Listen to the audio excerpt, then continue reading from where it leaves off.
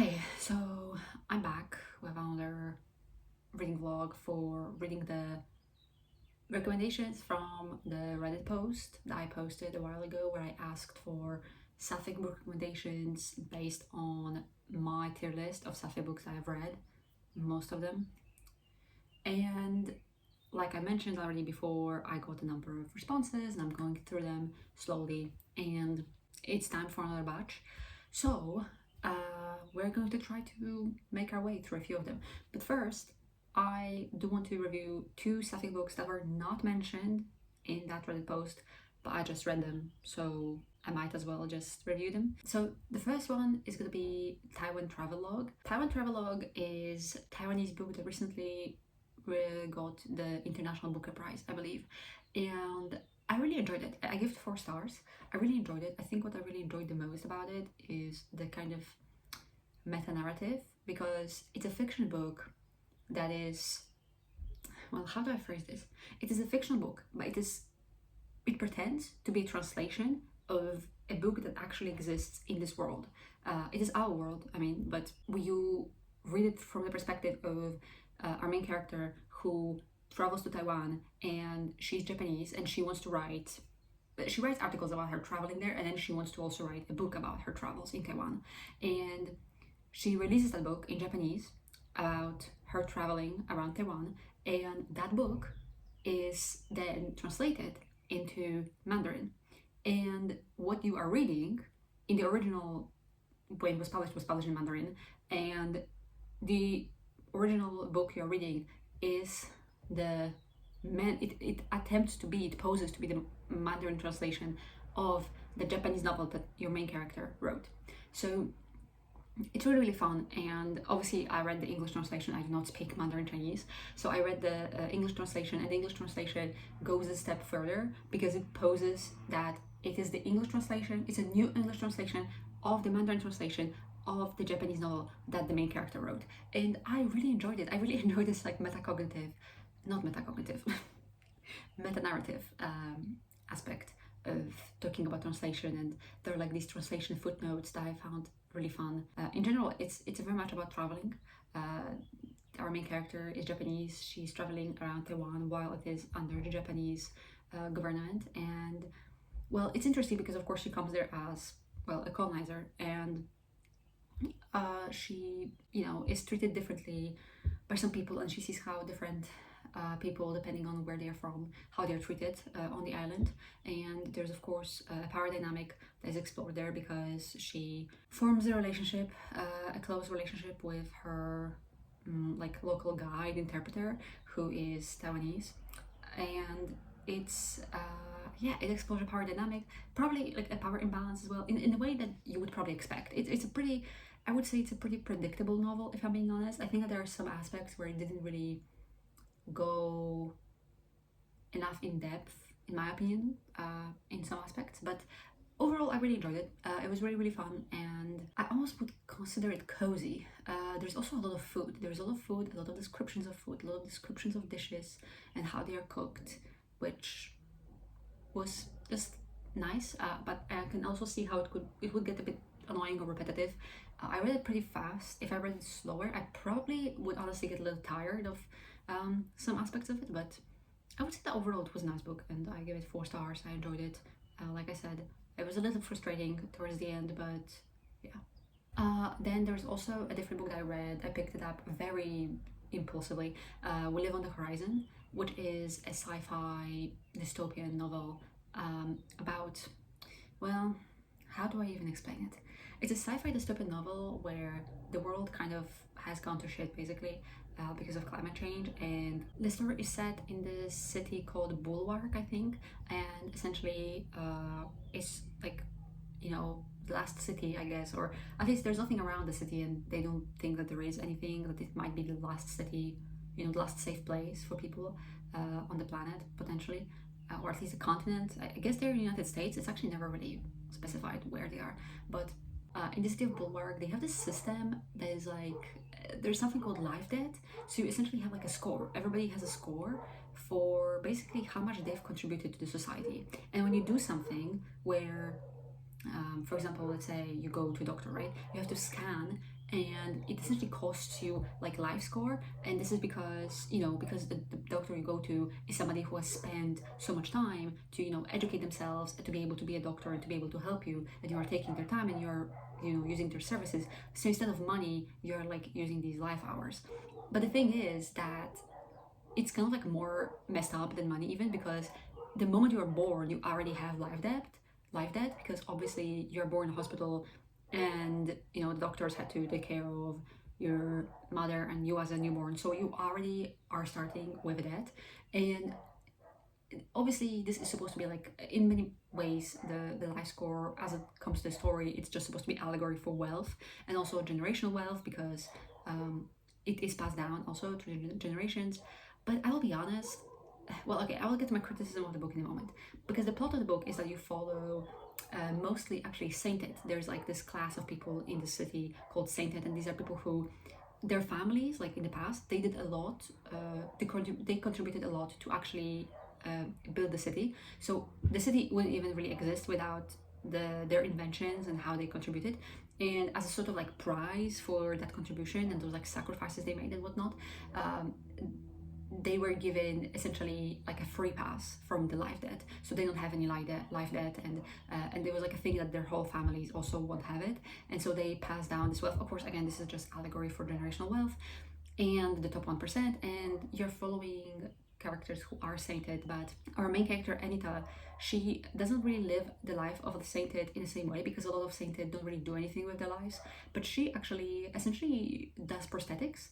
This is a very advanced kind of, you know, this is sci-fi, so we have this advanced technology when she's able to grow cells, and she can like grow entire organs, limbs, everything, and she can just like donate them to people, and so people come to her for help, and she doesn't charge them anything, which is really, it was really interesting. But well, okay, I will get to in a moment, because this is not the end of the synopsis. Then the whole also story is that the sainted in every house actually in the city, they have like a kind of like a personal AI sort of that runs the household, and because the whole city is run by an AI program kind of. Anita has a relationship with her AI, like a parental relationship, because she lost her parents very young, and her grandfather was the one who raised her, but of course he was getting older, and so for the most part she was raised by this AI, and so her relationship with it is much more personal than a lot of other people's, and so she actually builds a body for them. And that's kind of what the story is about, because she wants to have an assistant for her work. So that's kind of what the story is about, and then it kind of goes into pretty predictable directions, I would say. The thing is, I'm gonna be honest, the book was really disappointing for me, because it sounds exactly up my alley, but it's just not that great. I think the writing is so verbose and poetic in a way that is forced. It tries to be philosophical about every other thing, and it doesn't actually make sense. Like, it doesn't. I'm sorry, it doesn't. There are these paragraphs that are supposed to be like deep and poetic and meaningful, and I'm reading them and I'm just like, this doesn't actually make any sense. Like, you're not saying anything that makes any sense. And yeah, I just didn't really enjoy it. And also, to me, what was the most disappointing was the world building, which was terrible. I'm sorry, it was horrible. The life debt stuff doesn't actually make any sense, and I have so many questions, because do they even have money in the city? Is anybody enforcing this life debt system? Because again, they have an AI running the city, but the AI seems to be like nice. Like, there's no examples of the AI being aggressive or forcing anything. So I'm confused who is even running the system, because people don't like the system, they are displeased with it, right? The system creates inequality, and I'm like, okay, but like, who put the system in place, and why is it even in place? Because nobody's enforcing it. Like, there's no government, right? Just the AI is running it. There's no police, there's no military. Is there even the law? Is there any prisons? Like, what would happen if you just stop following the system? None of these questions are answered, so it just kind of doesn't make sense to me. And there's honestly a lot of things that don't make sense. Like, for example, we have this whole advanced technology in the city, but they are using like rickshaws that are pulled by people as a mode of transport. Why? Like, what? How do they have all this? They have all this technology, and they have no more modern form of transport. Are we being serious? Like, what? Anyway, it doesn't make sense. And yeah, and also I think I enjoyed the two perspectives I got. The main perspective of Anita and her this AI that she put into body, that they call themselves Nyx. And I enjoyed those perspectives, but the book is filled with lots of other perspective chapters that are really random, and they honestly, most of them, they don't actually enrich the story, and they just drag on, and they made the book drag on. So I didn't really enjoy it too much, and I gave it 3 stars, but it was pretty disappointed 3 stars, I would say. Okay, and then the next book that I'm gonna actually read in this vlog as I'm reading it, and this one was commented under the Reddit post. It's a horror book, and I already started it. It's called Into the Drowning Deep by Mira Grant. I am halfway through this, I believe, and I'm enjoying it, but I do have some notes. And this, on service level and in the beginning, this sounds exactly like something up for me, up my alley, because this is a horror story about, essentially, it's set in a world, it's kind of paranormal. Well, it is paranormal. It's about this expedition that went missing at some point. There's this company called Imagine Entertainment that creates, like, you know, like schlock horror movies, and they have a series of mockumentaries about different like cryptid creatures and mythological folklore creatures and whatnot. Like they have one about Yeti, I think, and I think they also had like one about some ghosts. I don't know, they had a bunch of them, like mockumentaries that they've released. It's a whole series, and they were working on another mockumentary about mermaids, and they went to the Mariana Trench. They sent a whole crew, a filming crew, to record this mockumentary. And what happened was that they lost contact with the whole ship for about, I think, 2 weeks. And after 2 weeks, the vessel was found, and there was nobody on board. There was no bodies. There was nothing, and there was only, the remaining thing was one very disturbing video that was taken by one of the cameramen. And on that video you can see some kind of creature that resembles a mermaid, potentially, that is attacking somebody, and there are like bodies that hurt in a disturbing manner. And this video went around. A lot of people were saying it's fake, but yeah, it was a whole thing. In the book, the plot starts when, I believe it's been 7 years since that happened. The company, this Imagine Entertainment, is planning another expedition to the Mariana Trench to find out what really happened, to clear their name. But this is secret for now, because essentially they are like, we are gonna send you on this expedition. If you find something that clears our name, like for example, if you find that mermaids are real, right, then we're going to release all the stuff that you will record on the ship. But if you don't find anything, we're just gonna scrap it. Nobody will know about it. It's a secret. So they send a whole bunch of scientists on this expedition. The scientists are there for like different reasons, because this is just like an opportunity for them to do their research and stuff. And they also send like some people that are supposed to like record stuff, right, again, in case they find something and then they decide to release stuff. So we're on the ship and we're following a number of characters, and there's a lot of people on the ship, but we follow a select few.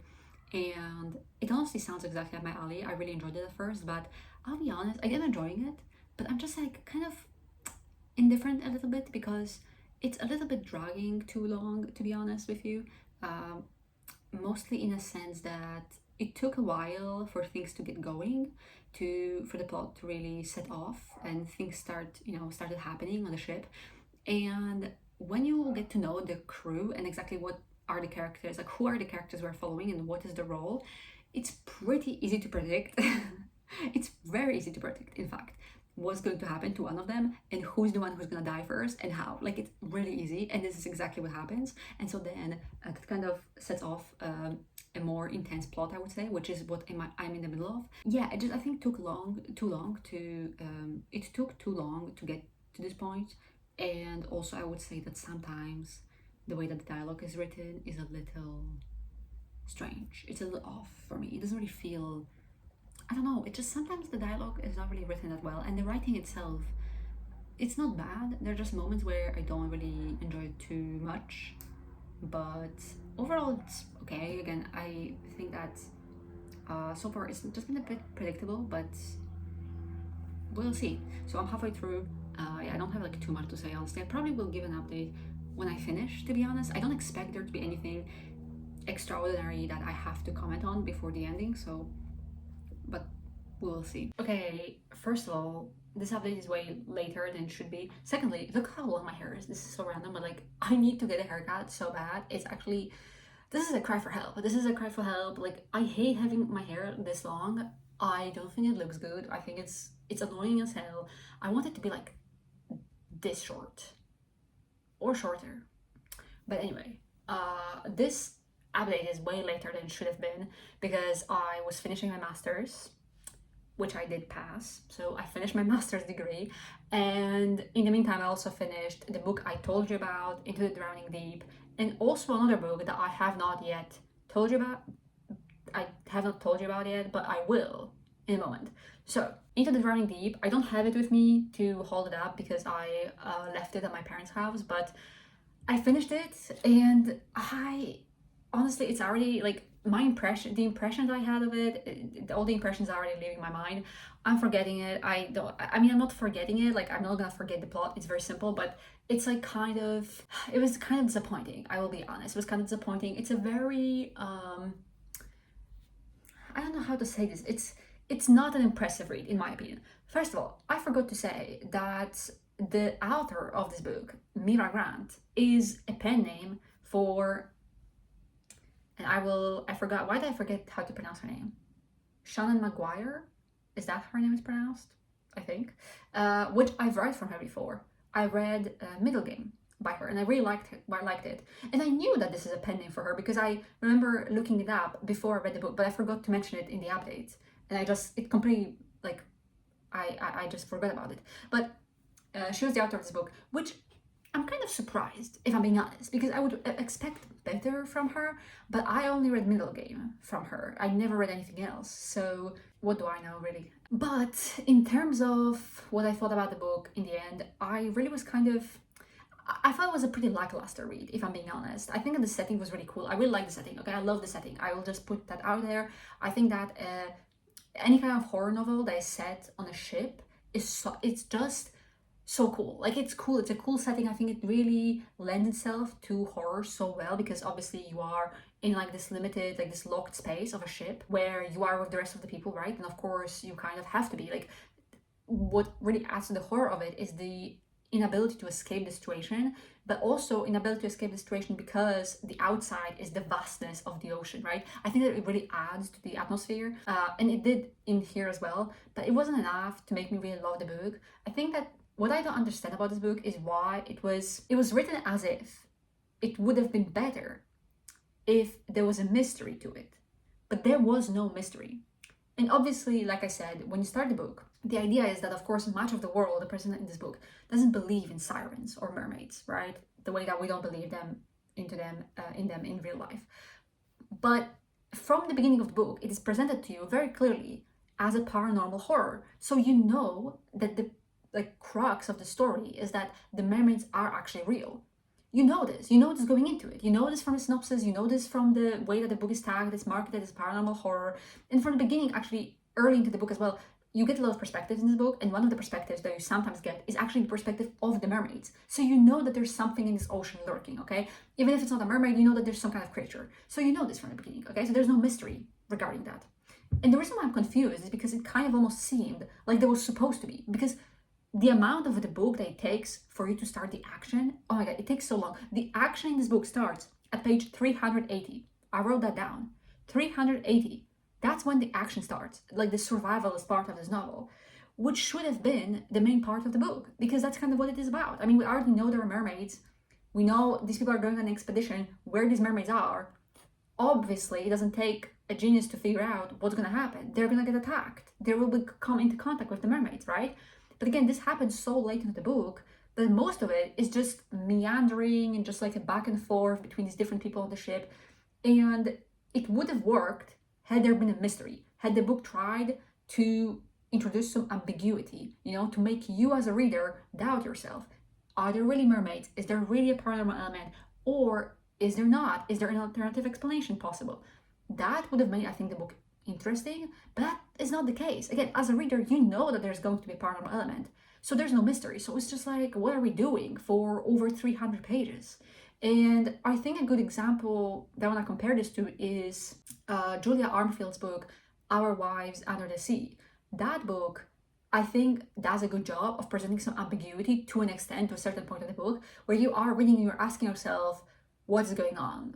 Did something paranormal happen or not? Is this paranormal or not? And I'm gonna be honest, it was a long time ago that I read this book. I don't even remember if it gives you a definitive answer. I think it can be like interpreted differently, but maybe I remember wrong. But yeah, so I think that this book really dropped the ball on that. And what really bothered me as well is, again, the amount of perspectives. I think we did not need that many of them. I think that some of the characters were interesting. Most were kind of like whatever. They didn't really add anything to the story. I also want to say what really bothered me is the fact that there were multiple times in this book where the dialogue makes no sense. And I wrote down 2 specific examples, but there were more, but I just didn't write them down because I didn't think that this would be a reoccurring problem, but it was.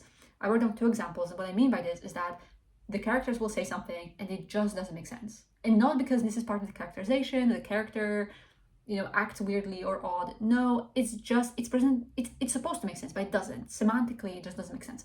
One example is when a character says, this is a scenario where there's a character who talks to another group of characters, and she's basically saying that they need to stay safe, okay? She wants them to be careful. She says, and I quote, "Be careful, I don't want any more losses." At this point, multiple people have died in the novel. One of the characters that is being addressed responds saying, "Yeah," as if there hasn't been enough deaths already. What do you mean? That makes no sense. Like, I'm sorry, but am I stupid? This makes no sense. She just told you, be careful because I don't want any more losses. Okay, meaning be careful, I don't want any more people to die. And your response is, oh yeah, as if there hasn't been enough people dead already. What? Like, what? How does it make? Why? Why would you respond in this way? It doesn't make sense because the person just like communicated concern and explicitly said she doesn't want to lose any more people. I'm sorry, like, it just semantically doesn't make sense. Am I crazy? Like, am I reading this wrong? And then there's another one where there's a character who is deaf in the cast of characters, okay? She's also a scientist, and she speaks sign language. She does not have a hearing aid. She is completely deaf. She speaks sign language, but most of the other characters do not speak sign language, okay? And there's a moment where she's studying something. This is important to the plot. She's studying a sample of something, and the other characters, the hearing characters, say, how is she going to tell us what she finds out? Now, what do you mean by this exactly? Because you're in the lab with her. What do you mean, how is she going to tell us what she finds out? She's deaf. She can speak. She has spoken. In fact, you've heard her speak before. Also, she can write. So she can also write what she finds out if she for some reason cannot tell you. Like, what? It just doesn't make any sense. Like, it doesn't make any sense to me, okay? It doesn't make any sense. And there were multiple instances of something like this. And I know that this, some people would call this nitpicky. I don't think that it's nitpicky, especially when it happened multiple times. It doesn't make sense. No, this one, I will be honest, like, I took notes on this and I was away for a week, so I honestly forgot about this one. But now reading it back, I'm just like so flabbergasted that this was even a line. Because again, I just don't understand it. Like, why this character would say that. Like, oh, how is she going to tell us what she finds out? Like, what do you mean? And nobody else, by the way, called her out on it. Like, nobody corrected her saying, like, she can just tell us, or she can just write it down if she cannot tell us. Like, what do you mean? It's just crazy to me because it doesn't make any sense. It just doesn't make any sense. And then, also, and this is a nitpicky thing, and I'm just being petty here, but in the acknowledgements of the book, the author referred to this story as, and I quote, a large and complex puzzle. Now, respectfully, this was not a large nor a complex puzzle, nor, frankly, would I say this was a puzzle at all, to be honest. I would say that calling this a puzzle is kind of crazy because, again, there was no mystery to this, okay? I suppose kind of there's like a bit of a mystery, technically speaking, if you consider like what exactly are these mermaid creatures, right? Like, what exactly are they? Like, what is their biology, that kind of stuff? Like, how do they work as creatures? If you consider that a mystery, then yeah, there is a mystery, but aside from that, nothing. Like I said, the really like action actually starts 380 pages into the book, and it's pretty cool when it starts, I will say that. But that's towards the end, and the actual ending feels pretty rushed, I would say. Actually, I would say very rushed even. So yeah, ultimately I gave this book 3 stars. I don't regret reading it, I guess, but I mean, it was whatever, it was not a strong 3 stars. I will never think of it again, probably. So then the next book that I read already, but let me introduce it first, was Last Exit by Max Gladstone. And this book is it was recommended in the Reddit post. So it was recommended to me, I think partially because I loved This Is How You Lose the Time War, and Max Gladstone is one of the authors of that book, okay? He wrote Last Exit. It's a standalone novel. He has a lot of books, actually, way more than I realized, but a lot of them are serious, and this is a standalone. It's a bit long. It's a bit of a chunky book, I would say, and it's pretty abstract. The premise of the book, essentially, is that you are following a character named Zelda, which is cool, I think. It's cool that her name is Zelda. It's a really pretty name, and the book does acknowledge that it is, in fact, like from the games, the Zelda games. So anyway, Zelda is, I think, 30 years old when we follow her, but the whole thing is about the fact that when she was younger, when she was in college, she found out that there are alternative realities, alternative timelines of our reality, and she found out a way to travel to them. She can travel to them, okay? They're calling it hitching, like she can hitch to a different reality. She told her friends, her group of friends, that she has this ability, including she told her girlfriend, okay? They all as a group went together to these different realities. For 2 years, they were adventuring in these different realities. They had like this hero quest. They thought that maybe they will be able to find a reality, a timeline that's better than our current timeline. That was kind of like, I think, what they wanted to do.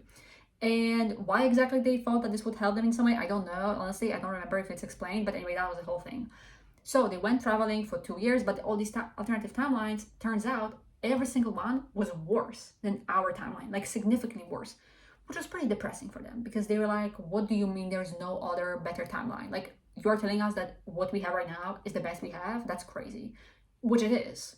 So anyway, they were traveling and adventuring. This was very dangerous. So they had a lot of very dangerous adventures, you know. And after 2 years, they eventually found a place called the Crossroads. They found a place called the Crossroads because they theorized, I believe, that maybe the reason why they cannot find a better alternative reality is because it's like a better one will be too far removed from the reality. So they believe basically that there is a place called the Crossroads, okay? And the realities that they've been able to travel to are on one branch of this crossroads, right? So our reality is somewhere on this one branch, and therefore they can travel to other realities, alternative realities and timelines on this branch. But in order to get to realities and alternative timelines, like that are more far removed from our reality, they would need to get to the crossroads and get to these other branches, okay? So they're trying to find the crossroads, and this is very difficult. But eventually they do find it, and something bad happens. We don't know what, something really bad happens. They lose one of them, the main character's girlfriend. She is lost. She's not dead, she's lost. Ambiguous, and you don't know really what it means, and you never really find out. But anyway, she's lost, and then the whole group disbands. And now we're following Zelda 10 years later. She gets the band back together, the whole group, and goes on one last adventure for reasons. Oh, I forgot to mention that they also find something out that is like infecting realities. It's called the rot, and they want to stop that. So that's kind of why they get the band back together.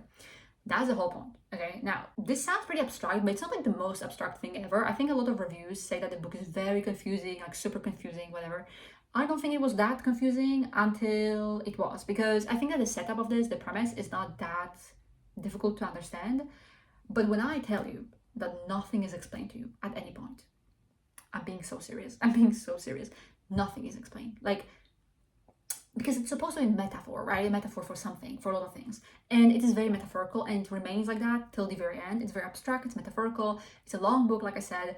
The whole like group of characters gets together around 200 pages into the book. So there's a lot of preamble for that, which I didn't mind actually. And then 200 pages into the book, you get sort of introduced to every character of the group separately. There's 5 people in total. So you get like introduced to each character separately, you get their perspective, and I enjoy that. I really like how different the characters are. They're pretty distinct. I really liked Sarah. She was my favorite character probably. And Sarah, honestly, as the book goes on, Sarah feels like the main character weirdly enough. So yeah, so you get all of them, and then you get the actual adventure of them going together to do stuff. But like I said, I think that the plot, when they actually set off together, the plot becomes so like fuzzy and abstract and weird. I don't get it. Nothing is explained till the end, and also the ending is very weird as well. Like, to be honest, there are several things in the ending where I didn't know if like what happened exactly. I sort of know, but not really. Again, it's very abstract. It's very like just like wishy-washy. I don't know. I just don't even know how to explain it. I just don't really get it. Like, if you ask me to explain in detail every single point, like plot point of this book, I think about halfway through I would not be able to do so anymore. But I did enjoy the characters. I will say, however, that the weakest character, in my opinion, was Sal. And this is a big weakness of the book, because Sal is a character that was lost. That's the girlfriend who was lost, okay? but we almost know nothing about Sal. And the thing is that she's supposed to hunt narrative, and I've consumed media before where there's a character who hunts a narrative, and when it's done well, it can be so impactful. But in this book, it's not done well at all, because I never felt like Sal was hunting the narrative. I don't know anything about her.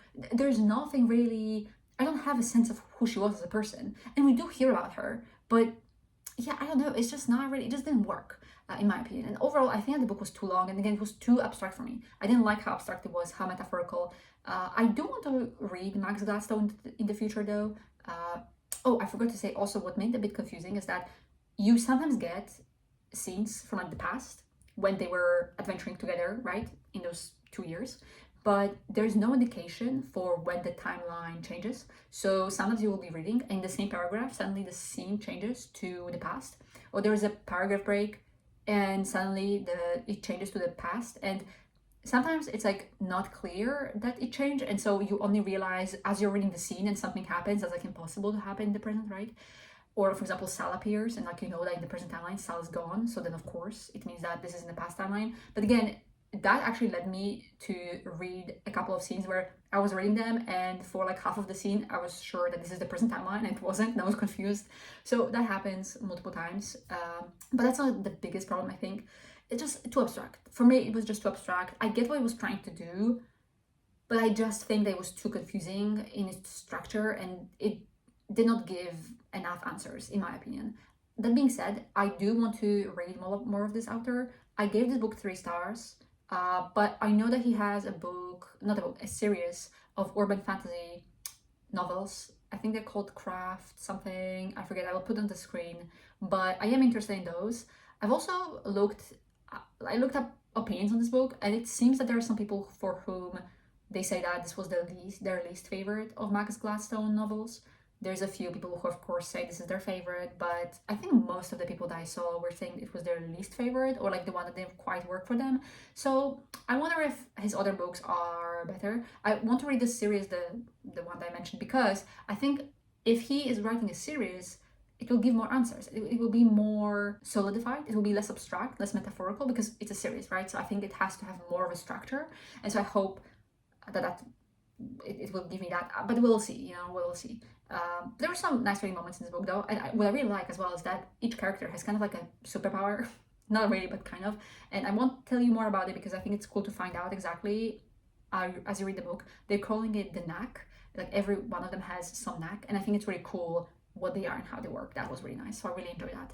But yeah, overall, 3 stars. So another 3 star for this vlog. Who would have thought? Anyway, then I'm gonna be reading another book. Probably the last one for this vlog, to be honest.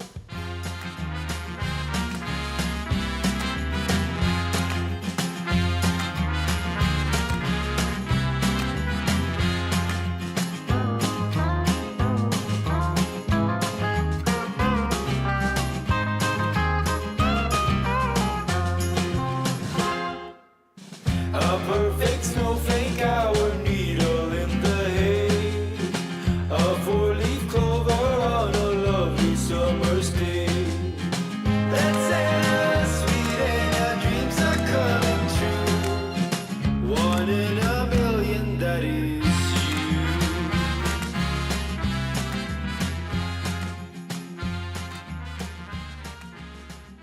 Okay, so once again my recording situation is really bad, so forgive me for that, but this will be a very like wobbly footage.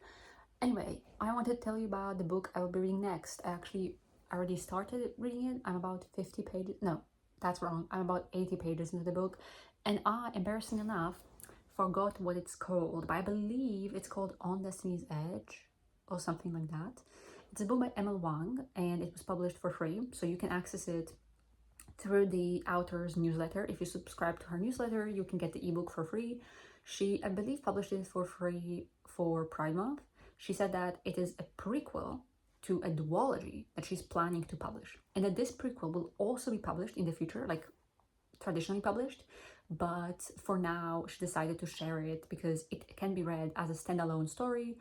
She did say that this copy that you get might be edited in the future, when the duology is published, when the prequel gets published, it might be edited for the sake of continuity with the series, but that's pretty much it. And the story, the premise of the story is pretty simple because it's a pretty short novel actually. It's a fantasy book where the premise is that you are following a main character who is the wife, one of the wives of a warlord.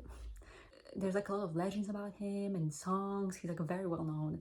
He's very powerful. He has multiple wives. She's one of the wives, and she is sent along a whole bunch of guards to escort a person who's supposed to be the new wife to like their palace, or I don't know what the name is actually. I don't know what is the name of the place where they live, but anyway, she's supposed to escort her, and they come for her. They get her, but they get attacked on the road, and our main character is actually the only one who survives with this bride and this wife to be. And so all the guards are killed. She's the only one who is left, so then they have to survive together, and it is romance basically between the two of them, I think, because it's marked as romantasy, and yeah, I think it's marketed as Sapphic as well. So that's the basic premise of the story. I already started reading it, like I said, and I'm enjoying it, but I will be honest, what I'm realizing is a bit concerning, and that is that I might just dislike how ML Wang writes romance, because in Blood Over Bright Haven, romance in that book is one of the parts I really disliked about the book. Also how it was written, but also I just thought it was not fitting the story. In this book, of course, it does fit the story because that's kind of the main, I think that's gonna be like the main plot of the story really, this relationship, but I don't like how it's written already. Like 80 pages into the book, I don't like how the dialogue is written between these two characters, because it's very clear when you read the dialogue. The romance has not happened yet, but it's clear from the dialogue that it's supposed to happen or be hinted at, and so the whole dialogue is written with that angle, and I just don't really like it. So I'm like, I really like Emma Wang. I like how she writes action. I like her ideas. I like her magic systems. But am I just not liking her style of writing romance? Is that what I'm finding out? Maybe. But I can already say that I think the world feels interesting. I like the magic system. We don't really know much about the world per se, but the magic system feels interesting. It's kind of like Jade City and Stormlight Archive, and kind of like the Will of the Many, but not really, but sort of that vibe. That's kind of, well, not really, but I can't really explain what I mean, but whatever. The point is, the magic is kind of cool. Okay, it's interesting. But yeah, I will give an update probably when I finish, because it's 200 something pages, so probably then. Yeah, I finished Destiny's Edge, which is what the book is called, not On Destiny's Edge, but whatever. It was okay. I finished it a few days ago. I just didn't do an update, and the book was fine, but I feel like I'm going to try and articulate why I think it doesn't quite work as well. First of all, personal preference. This book is a romantic book. The romance is the main part, is the main story really, it's just the romance. It is very tropey, which I think is the point. I think maybe, and this is just me like really projecting my interpretation of what happened. I think maybe Emma Wang just wanted to write it as a sort of like break, like a palette cleanser, you know? She writes like more serious fantasy books that are not focused on romance, they're not like very lighthearted, and I think this was supposed to be a bit more lighthearted, like romance focused. Let's just do the tropey story, you know, something easy as in it has very clear beats to meet, because again, it's just like very tropey, and I think that's kind of what the point was, and I think it's fine, but like I don't like a story like that, so it wasn't really for me. And the romance of it was very rushed. It was a very rushed romance, because it's a book that's 200 something pages, but you see the entire trajectory of the development of the relationship between the two main characters. You see them meet for the first time, and by the end of it, they are in love. You know what I mean? Like, you see the whole trajectory. It's just very following the formula as well. You meet them, there is realization that she has a crush on the other character. There is, you know, the initial like intimacy, like kiss, whatever. There is a like, no, we can't do this, you know, whatever. There is continuation of the attraction. There is the third act conflict. There's obviously reconciliation and happy like reunion and proclamation of love, kind of, right? So, you know, not a story that I like. And I don't really mind that we see the whole trajectory of this relationship, but because of how short the book is, it does feel very rushed. We're moving from 0 to 100 very fast, and it's a little strange, and I did not like it. But I also think that maybe the reason why this relationship was so rushed is because the author felt the need to show us the full breadth of this relationship. And I think that that might be because this book is a prequel, but it's a prequel in name only, right? Because, like I said, the series to which it is a prequel is not published yet. So I think because of that, because we have no context for this world, for these characters, right? I think that's why the author felt the need that she needs to show us all of this relationship. Because think about it, if we already had the series out and we knew, for example, that these two characters are together, or they were together, I don't know like how long after this book the series will be set. If we already knew anything about these characters or their relationship in the series, then everything in this book would be interpreted with that context in mind, and therefore we might not have to like see all of it play out in just this one short novel, right? Because even if, for example, in this book they never got intimate together, let's say, they never kissed, they never get intimate, all we see is them meet and be like drawn to each other. If in the main series they're already together, that would be fine, because we would still interpret that as the beginning of their relationship, right? But because the book is published on its own, that wouldn't be enough, right? Because that doesn't give us the romantic relationship. And because of that, the book is pushed into giving us all of it. And I think that actually hurts the book. Similarly with all the descriptions, we get lengthy descriptions of what everybody looks like, because again, we don't have any context for these characters. We get, just like introductions to all the characters and sort of like backstories, like for the main character especially. It's just a lot, I would say. Sometimes it takes away from the action or the plot, and at the same time, on the other hand, we don't get enough context for some of the other like world building things. And again, so what I'm trying to say is that I feel like this book being published on its own actually hurt it a little bit, and I don't think it is that amazing, but it's okay. Like, it's not a bad book by any means, it's fine. I liked it well enough. I gave it 3 stars, and I am interested in the whole series, the one that's gonna be published someday. Also, I already started reading another book, and I was supposed to end this vlog here, but I decided I'm not going to, because I have another book that I am reading right now, and I might just fit it in. So I'm reading a book by Emily Austen called Not We Could Be Rats. I already read that. Is This a Cry for Help? That's the book. And for context, I read all of Emily Austen's books so far. I read Interesting Facts About Space, Everybody in This Room Will Someday Be Dead, and We Could Be Rats. We Could Be Rats was my least favorite, and I was very excited to pick this one up. I think that it could be good, but I mean, I'm halfway through, so I kind of already have some thoughts about it. But first of all, the premise of the book is actually pretty simple, but like, if anybody who's watching this read Emily Austen, what I think is interesting about this book is that you will immediately see that it's within, I think, Emily Austen's comfort zone, but also does something different than her other books.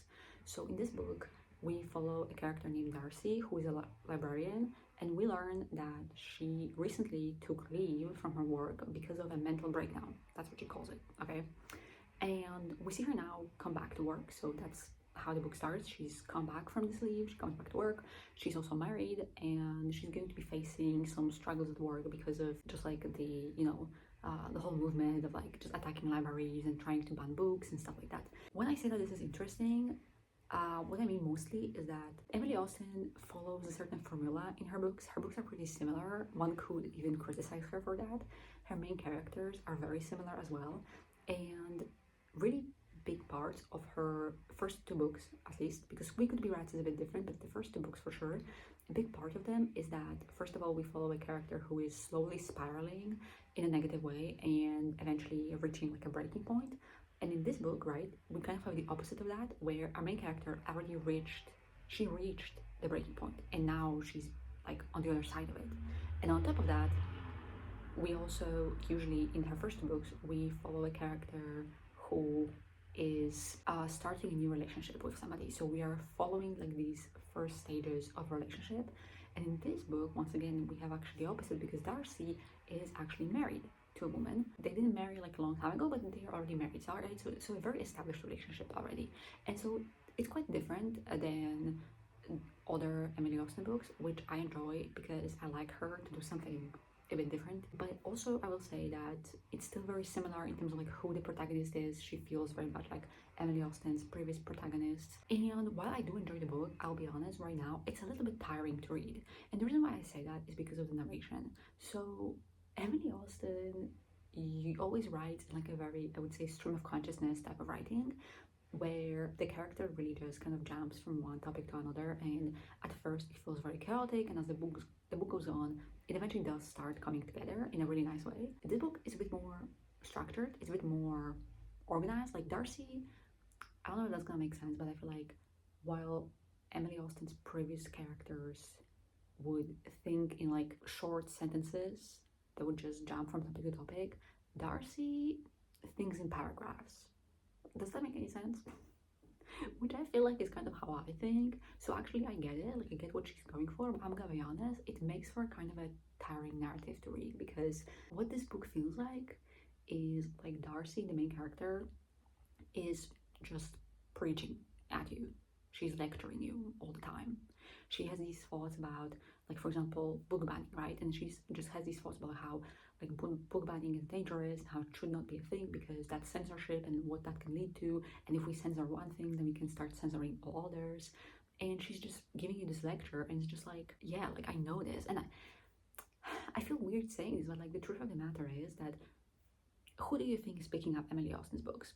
Like most of our audience is most likely queer, left-leaning people who already agree with her on all of these thoughts, because I do think that these thoughts are also Emily Austen's opinions on like attacks at libraries. And so it's like most of your audience already agrees with you and knows these talking points. So you're just kind of preaching to the choir. And I will be honest, as the book goes on, it feels a little bit tiring to read, because it just feels like I'm being lectured about something that I feel like is really obvious. And it's like, yeah, like duh, I know this stuff. Like, why are you telling me this, you know? Yeah, I don't know. And in terms of the plot, not much is happening. There's like a little bit of like a mystery, you know, I suppose, about something that happens, but it's not the most gripping, I would say. So we'll see how the book goes on. I am about 65% into the book, so over halfway through, and I did enjoy the beginning portion quite a bit. It's just not very, I would say that my enjoyment is not going to last, I feel like, till the end of the book, unless something really interesting happens now, plot-wise. Also, I wanted to show you very quickly books I got, because I got 2 books recently, so... Okay, so the first book I got was East of Eden. I really wanted to read this book for a while now, and I'm really glad I have it in a physical format. But I will say, I don't like this edition. I actually got it because it was really cheap. But as you can see, like this edition, I don't like it because it's just not really high quality. Like, as you can see, it's already kind of a little damaged, and it's also just like very fragile, because you can see, for example, this is already bent, the cover. So I'm not happy with this edition. I just also don't love what it looks like, but whatever, it was cheap, so you know. So that's book number 1. And book number 2 is Buffalo Hunter by Stephen Graham Jones. I love this book so much. Like, okay, I didn't read it, but I mean, I love the cover so much. Like, it's one of the most beautiful books I've ever seen. I'm gonna be honest. Like, I know it's not a special edition, but it's just so pretty. It's so beautiful. Like, it's so beautiful. I genuinely could look at it forever. It's a horror book. I'm very excited to read it. I've read The Only Good Indians by Stephen Graham Jones, and I really liked it, so I hope that this is even better. Okay, this here is going to be the final update of this vlog. I finished Is This a Cry for Help? And it was okay. I give it 3 stars. I honestly don't even have anything to say about it, because everything that I said in this last update, which for me was yesterday, stands. So those were honestly my thoughts. The book was fine, as expected. from Emily Austen. The main character was really endearing and she was flawed, you know, but you want the protagonists of Emily Austen are flawed people that, again, are very endearing. You want them to be well, basically. And so, for that reason, I think there's like a baseline of enjoyment. But aside from that, I think I wish there was a bit more plot. And also, I just think that, again, the lecturing and kind of like the lecturing in paragraphs about censorship and libraries, it was a bit overdone. Not because necessarily I mind like the, you know, the very heavy-handed messaging of the book, which I agree with. I don't mind that. It's just more I mind the fact that the main character would over-explain everything, even things that were really obvious, like commentary that was being made, not through the narrative, but through the narrative of like the events that were happening, right? We didn't need those events like over-explained or explained to us, and they were, and it was a little bit, it made it a bit tedious to read. But the book was also short, so to be honest, I just say that, you know, that in the middle of the book, I was a little bit like, okay, let's wrap this up, you know. But it was fine, still 3 stars, and it was okay. For the future, I hope Emily Austen gives us a little bit more plot, maybe. Just my thoughts. Anyway, that's it. So yeah, that's it for me for this video. It was longer than I expected it to be, but it is what it is. So I'm gonna go